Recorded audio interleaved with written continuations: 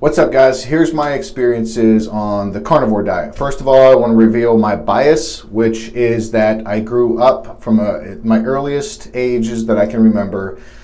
We grew up raising beef cattle on our 15 acres in upstate New York, and it was always known we're going to raise these things and we're going to eat them. And when we were eating Calvin, we would talk about how good Calvin tasted, but before we were eating him, we were raising him, taking care of him. If you've never tucked in a small calf in preparation for a winter storm in the barn, let me tell you, you're missing out.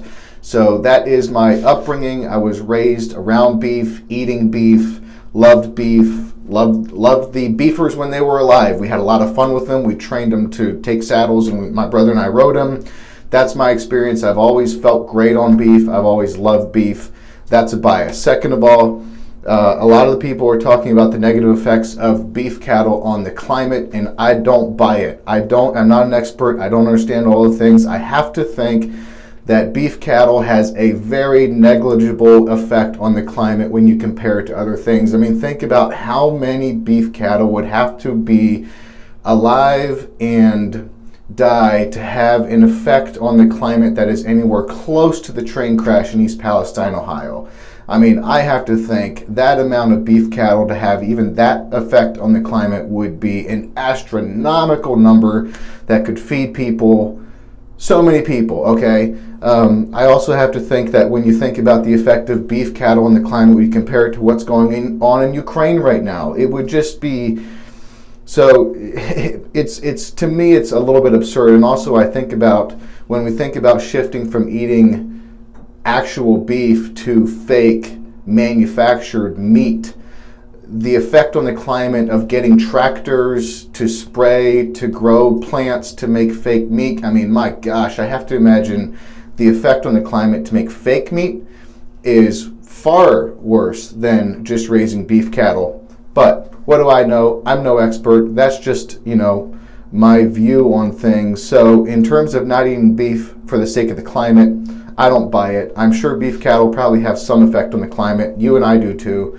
But those are my biases. I've always resonated with beef. I've, from a very young age, have been around it, feel great on it, and I don't buy the climate stuff. So there's my biases. Having said that, here's the things that I have noticed going on the carnivore diet probably half a dozen times in the last 5 years, call it. And I'll talk through that a little bit. First, let me talk about the blood work. The time that I was on the carnivore diet the most was from April of 2020 to July of 2020. I still remember it. I think it was April the 16th. I could be wrong on that date. It was a Saturday, and or it was the 7th maybe. Who cares? It was a Saturday in April 2020, and I had just eaten lunch, which was chicken sausage with quinoa, blah, blah, blah. It was a delicious, healthy lunch, and I felt like crap. My stomach hurt. My stomach hurt a lot. When I would eat, my stomach would hurt. And this has been a common thing for me, is when I tend to let my diet go sideways, my gut gets in a bad spot, and then it just hurts. When I eat, I feel sick. And this was a Saturday in the April of 2020, and I'd had enough, and I said, screw it. I've been on the carnivore diet before. I'm going to do it again. And I went on the diet from April to July of 2020, and healed my gut. And felt great. But let me talk about the blood work on that, and I'll talk about some of the effects that I've noticed every time I've gone on a carnivore. Interestingly enough, from April of 2020 to August of when I got my blood work done again in August, my cholesterol actually came down, which is interesting. My cholesterol came down, and all of my markers got dialed in. My cholesterol was a little bit high, and some of my other markers like B12 were a little bit off. And after, May, June, July, August, 3-4 months on the carnivore diet, all of my blood markers, including cholesterol, came in and just dialed in to where they should be. B12 came up to where it should be. Cholesterol came down a little bit. Everything kind of dialed in. So that was my experience in from April to July of 2020. Different than my experience that I just had July 9th to February the 2nd of 2023. January 9th, I also went back on the carnivore diet because yet again, I just wasn't feeling good. I have trouble setting the boundary between eating clean, healthy, real food and and junk, basically, like sweets, desserts, chips, pretzels, just junk food, processed foods. For some reason, I have a difficult time generally setting that boundary between clean, real food and junk food, but I can set the boundary very effectively almost every time around carnivore.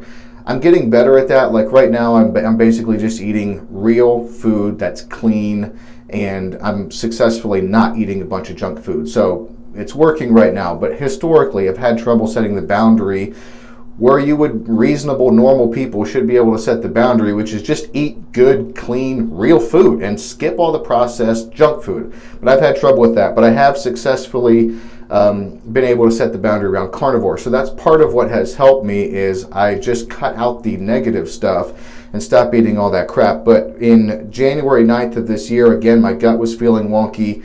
I didn't feel great. And I went back on the carnivore and got my blood tested on February the 2nd. And this time, actually, my cholesterol went up.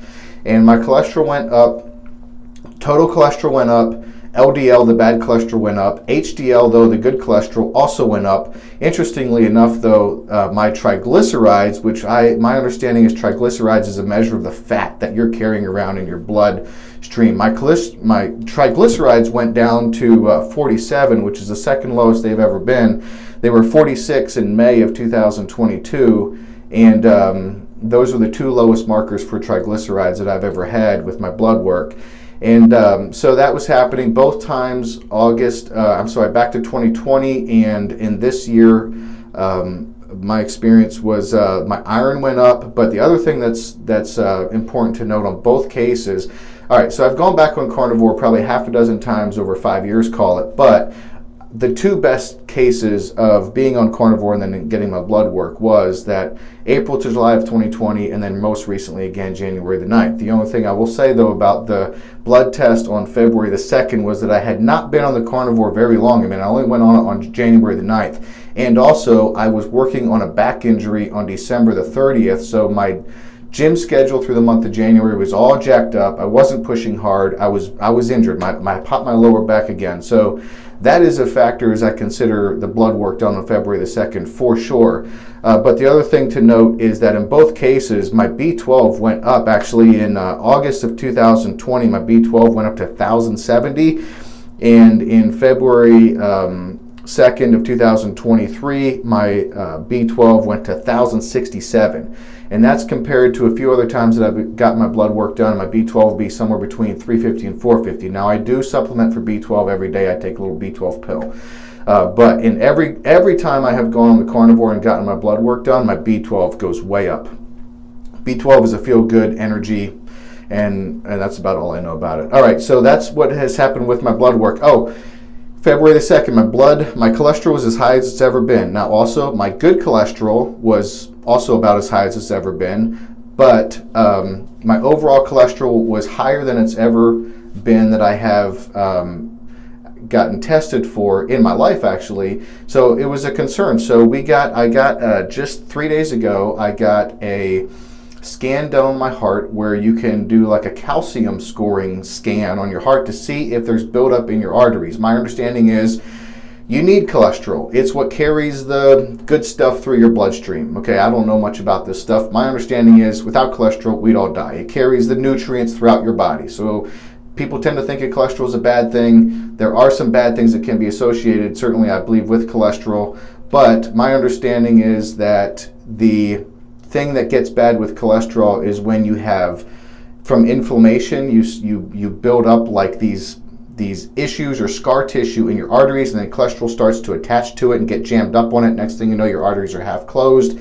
And the calcium scoring can scan to see if you have buildup in your arteries. So I did that. It cost $50. I got the test back the next day, and I have zero calcium scoring on my heart or any of the arteries in and out of my heart. So my cholesterol's high, and my arteries are completely 100% clear, at least as far as the test is concerned. So that was a good thing. So right now, to be honest, I'm a little bit confused on how seriously to take my high cholesterol, to be honest with you. If you have links to helpful articles and could put those in the comments below, I'd really appreciate that. Some say high cholesterol is very, very bad. Others say it's a little bit of a scam. It's not so bad. So I'm a little confused on it. But that's my experience with the blood work. Is generally speaking, my B12 goes up, iron goes good, triglycerides go down on the carnivore diet. The one time my cholesterol went down, and most recently my cholesterol went up. All right, some things that I have noticed, consistent outcomes, and these are only things that have happened every single time, no exceptions for being on the carnivore diet. And I'm talking about being on the carnivore diet for at least a week. If you're going to be on it for a day or three, I don't know what you're going to find. But for me, this is for me only, and I'm not suggesting everyone should rush out and go on it because I'm not a doctor. I don't know. This is just my experience. Every time I've been on the carnivore diet for at least a week or more, this has happened. Number one, gut feels great. For me, that's a big deal because I think I screwed my gut when I was a kid or a young adult or whatever. Junk food tends to affect me more than maybe some people. So every time I go in the carnivore diet, it's like my gut heals. I don't have stomach ache when I eat. I don't have inflammation in my body. My body doesn't hurt. It's just like my gut feels great. When I eat a pound of ground beef and 3 eggs and some yogurt, I mean, my gut feels amazing. Number two, all inflammation leaves the body. Multiple times in the last few years, there would be times where I would joke around about feeling like I have Hodgkin's disease or cancer or something, like bone cancer. I mean, I thought I've had it all because of how inflammation affects me. Like my bones will hurt. Like it gets to the point where my spine and my neck and my bones will just hurt. I don't know how else to explain it. I asked our gym owner recently, does he ever feel like the bones are trying to eat itself? I told my physical therapist that one time. It feels like my spine is trying to eat itself. I think all that is inflammation, and every time I go on the carnivore diet, all of that leaves, 100% of it. It just completely leaves. I have no inflammation. My bones do not feel like they're trying to eat itself. All the inflammation leaves when I eat carnivore. Number three, that happens every time, is I wind up losing a little bit of belly fat. That's a consistent thing.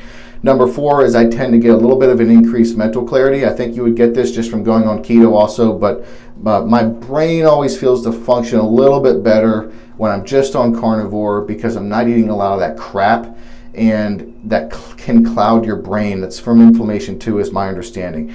Another one that's very interesting is you don't poop that much. You don't have much in your feces.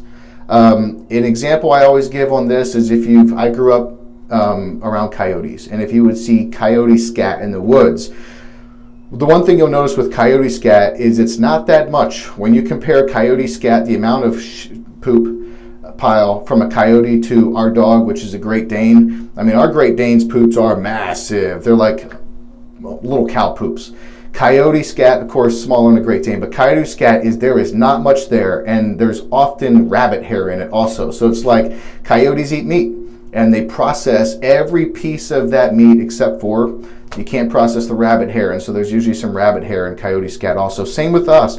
When you eat just carnivore, it's like your body just uses every bit of it, and you just don't poop that much.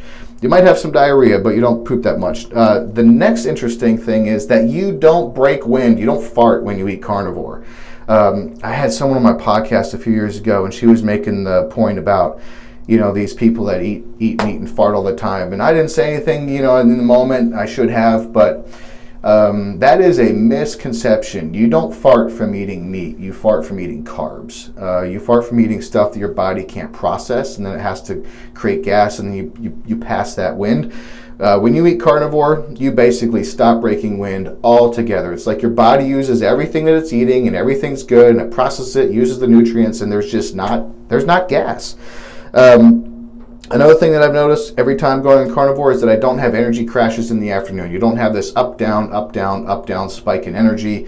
I assume that probably the same is happening with blood pressure. You probably don't have the up, down, up, down, up, down. I don't know about that, but I do know you don't have the up, downs and energy crashes.